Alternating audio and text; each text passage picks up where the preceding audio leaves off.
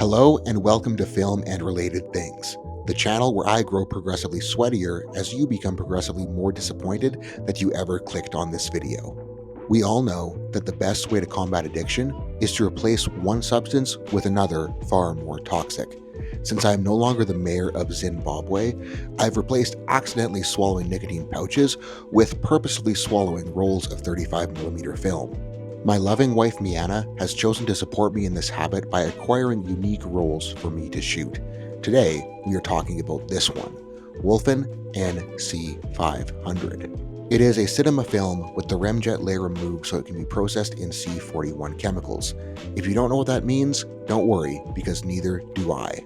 Upon Googling the film stock to get an idea of what kind of image quality it produced, I was quickly disappointed to see that most photographers' work on it looked like complete and utter dog shit. Blessed by naivety, I was quick to assume that it was the photographers posting on blogs that were the problem and not the film stock itself. I was convinced that I could do at least a little bit better of a job. Knowing that this film stock tended to shift blue, my trusty sidekick and I headed to the rolling Alberta foothills of Glenbow Park.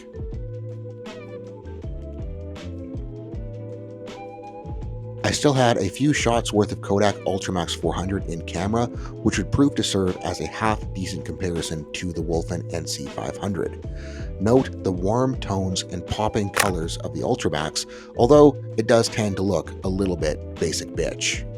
I gotta get a cooler photo stance. Does this look cool enough?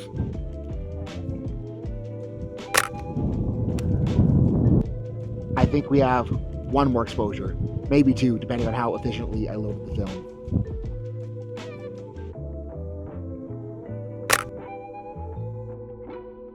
After quickly ejecting the roll of Ultramax, I loaded up the NC500 in broad daylight and then accidentally let off the first shot while pointing at my own video camera. The next thing to do was stand up, turn around, and shoot the very bench that I was just sitting on. I don't know what it is about shooting empty park benches, but it seems to evoke a feeling of isolation and loneliness. Either that, or it's my subconscious telling me that I have no friends to sit on a park bench with. Sadly, that shot was both a literal and figurative high point of the video, as the rest of it is all downhill from here.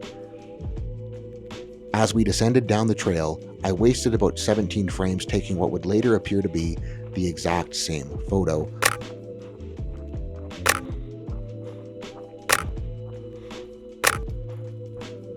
while growing deeper and deeper in regret as my slippers filled up with little tiny jagged rocks.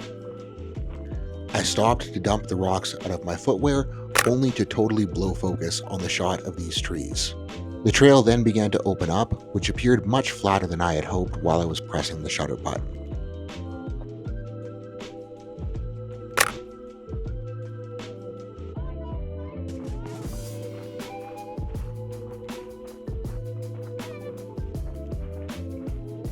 We descended further into a grove where I found this neat bendy tree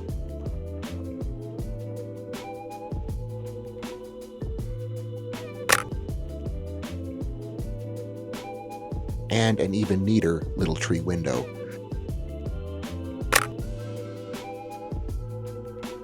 These might have been two of my favorite shots of the evening.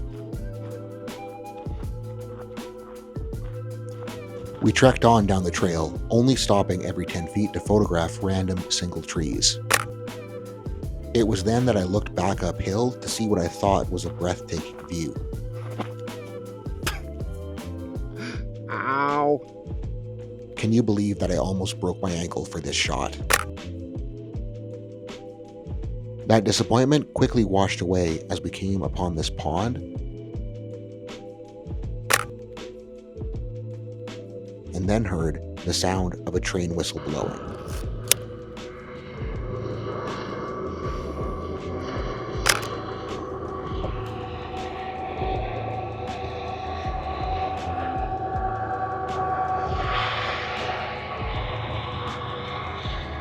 We were now off the trail and back on the pathway, which led to lots of me thinking that the pathway would look cool, and lots of me realizing later on that the pathway did not, in fact, look cool at all. Right about now, Miana's little legs began to give out as she was succumbing to feelings of thirst and hunger. Regrettably, that meant that we could not venture further down to the abandoned building.